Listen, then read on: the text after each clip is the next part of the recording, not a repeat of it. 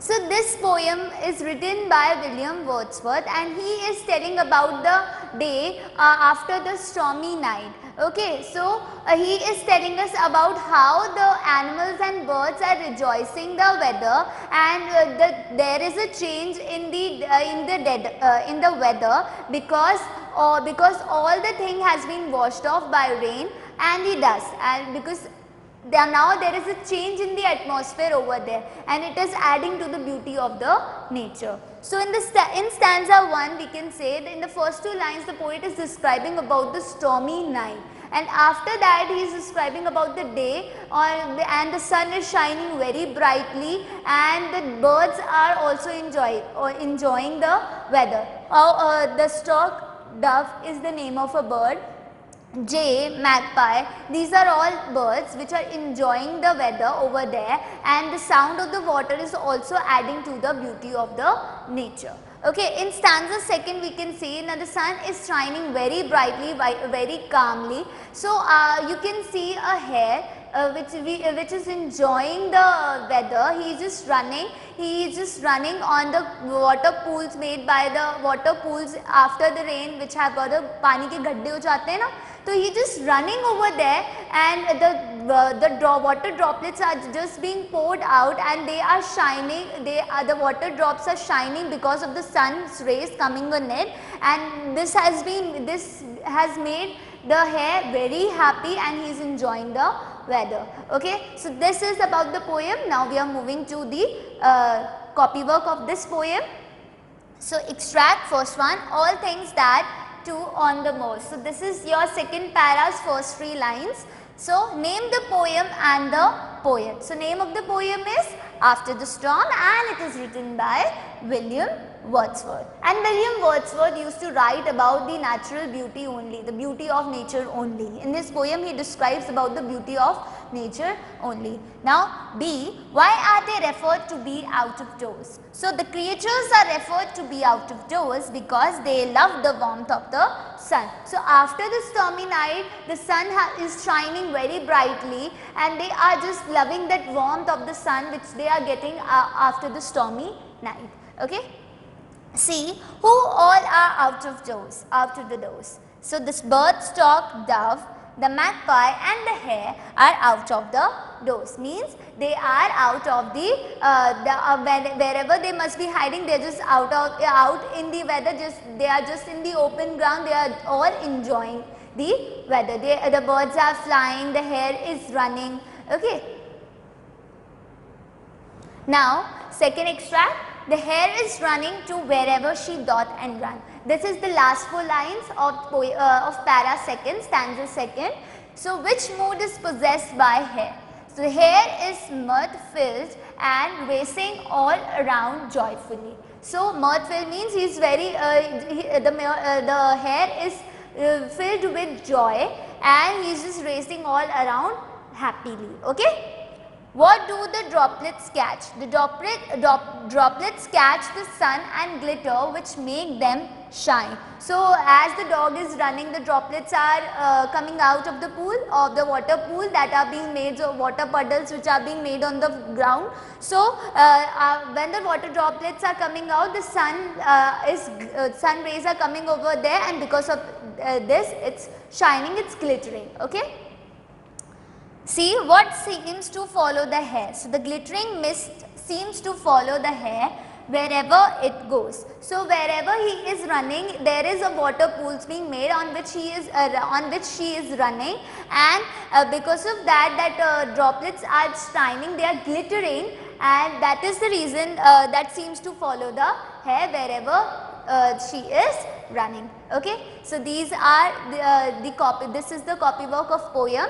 Now I hope you have understood the revision of English text chapter 5, chapter 6 and poem 2nd. Now we will start with the revision of an English grammar topic, that is chapter 15, active and passive voice. You can open your books to page number 70 for this chapter, and before explaining you active and passive voice, I would like to tell you what is a voice. So the voice of the verb tells us about whether the subject performs the action or receives the action. if I would like to say that there are two ways of speaking a sentence, though both the sentences meanings are same, the both sentences will mean the same, but the way to write them is different. So that is only what active and passive voice. So I can say that voice is of two types.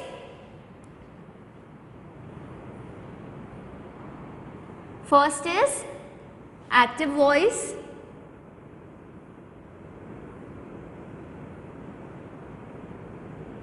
and the second one is passive voice. Okay, so first we will talk about what is an active voice. So active voice, when the subject in a sentence is the doer of the action or performs the action, the voice is said to be in active voice. The verb would be in active voice. And when I will talk about passive voice, the passive voice tells us when the subject receives the action. When the subject in a sentence receives the action, that time the voice is said to be in passive voice. Okay, so we will understand it by looking at an example for each of this. So example for active voice is, he bought a new pen. Okay, so here you can see he is the subject, this is verb, and this is what? An object, right? So when I will move forward, here the subject is just performing the action. The subject is the doer of the action. But when I move to passive voice, let's see the passive voice of this sentence also. A new pen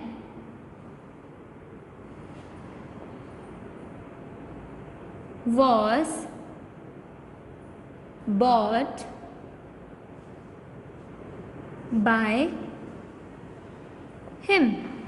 Okay, so you can see over there that subject is not the doer of the action. The subject is the receiver of the action, right?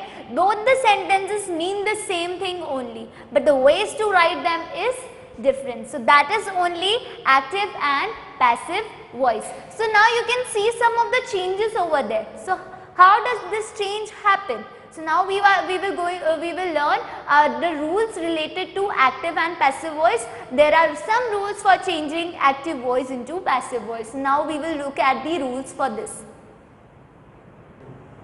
Okay, so there are some rules for changing active voice into passive voice. So first rule is that when the object of the active voice converts into the subject in the passive voice, and the subject of the active voice converts into the agent in the passive voice. So I can say the first rule is object converts into subject, right? So this is the first rule. Now the second rule is that you have to use the third form of the verb, or I can say the past participle form of the verb only. Okay, so you will use V3, that is the third form of the verb, or I can say the past participle form of the verb only when you are changing active voice into passive voice. So there would be only one form of the verb, that is the third form of the verb will be used only over there. Okay, now the next rule is that there are the change of pronouns according to the when we are changing the subject into the object, right, or the object into the subject. So what you have to do is changing of pronouns. How does they change? Let's see.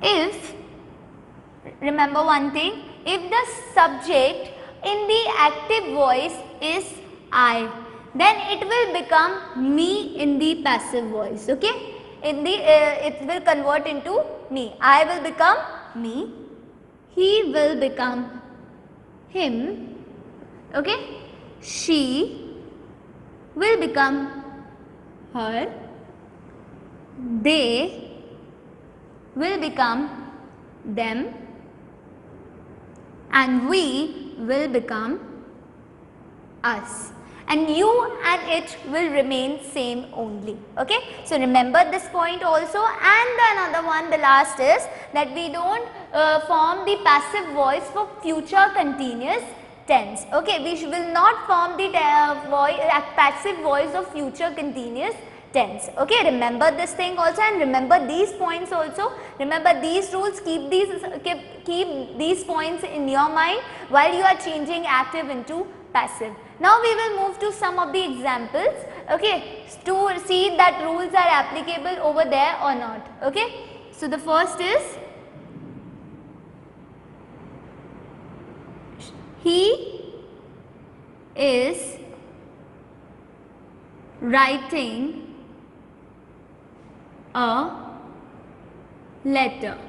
Okay, so you can see over there that he is the subject. Okay, is writing verb and a letter object.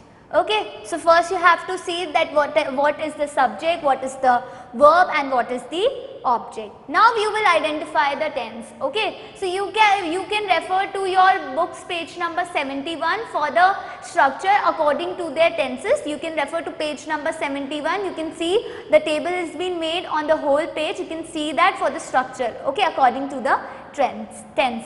Okay, so first this you can see that it's having ing with the verb. Now it would be a continuous tense only, and it's having s, so because of that now it is the present continuous tense. Okay, so we have to apply the structure for present continuous only.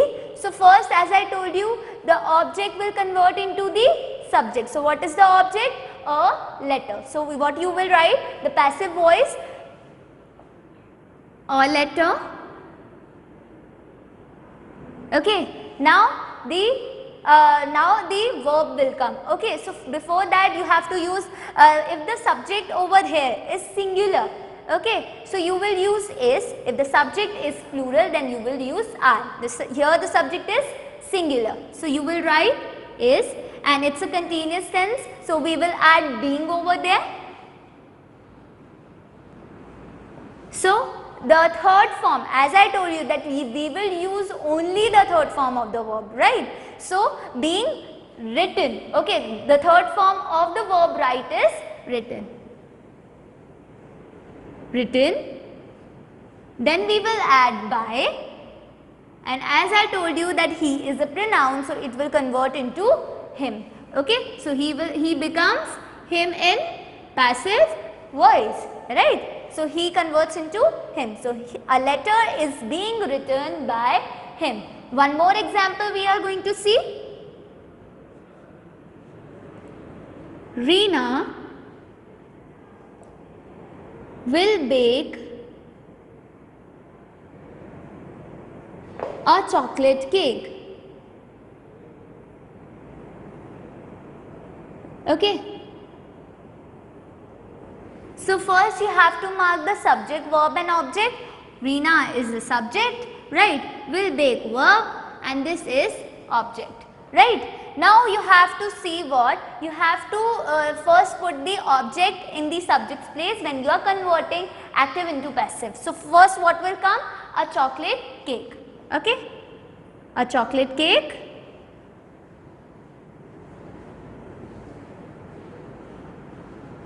Now see the tense, it's having will, okay. So will, it's there in the will, so it's will in the sentence. So this sentence is in simple future tense. So we will apply the structure for simple future only. So a chocolate cake will, then we will add be, okay. And then the third form of bake is baked. So a chocolate cake will be baked by, we will add by, and then what is the subject in active voice? That is Reena, it will become the agent. So a chocolate cake will be baked by Reena. Okay. So this is the conversion of active into passive. Okay. Now there are some cases where the subject is not mentioned to us. Like while changing active to passive, you can see the subject is not mentioned or the subject is not known, or I can say the subject is vague over there. Vague means unclear subjects. So that time we will not mention the subject in we will not mention the subject which will work as an agent in the passive voice. Okay, let's see, let's understand this with an example. So I am writing an example, that is, someone has plucked all the ripe mangoes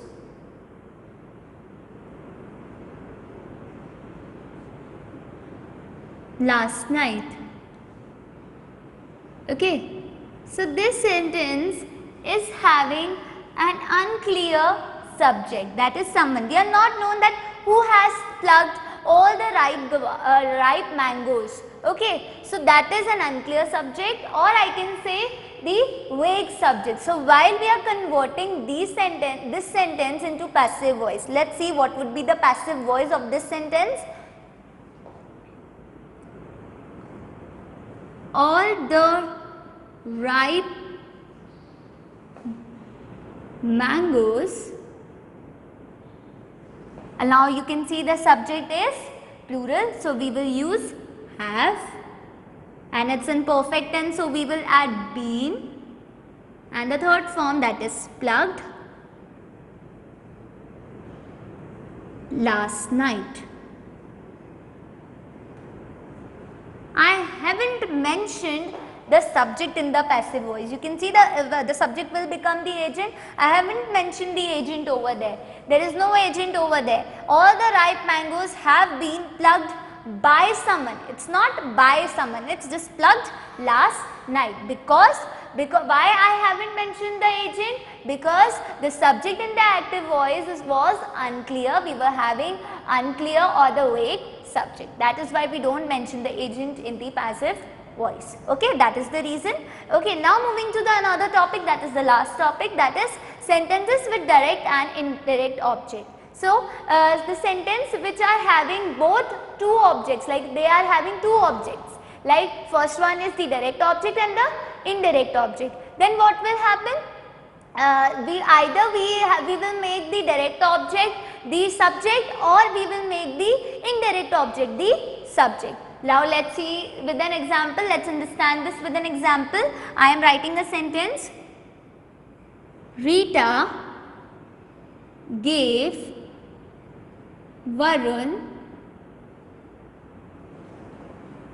a box of chocolates.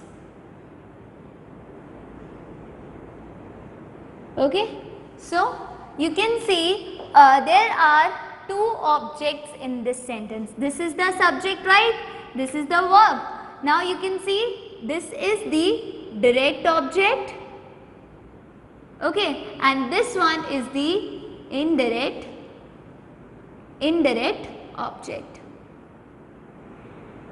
Okay, now either we can use this first as the subject in the passive voice, or we can use this one also. Let's form the sentence with both while taking first the direct object and then the indirect object. Let's see. Varun, first we are taking the direct object. So Varun. Now Varun, there is subject is singular now. So Varun was, the third form, given a box of chocolates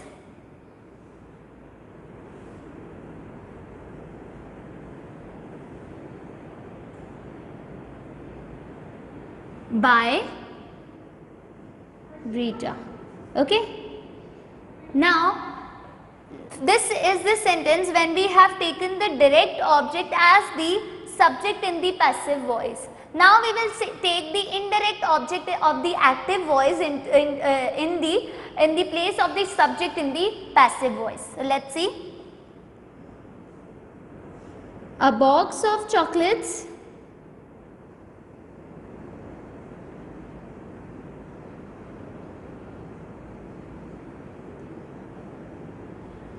was given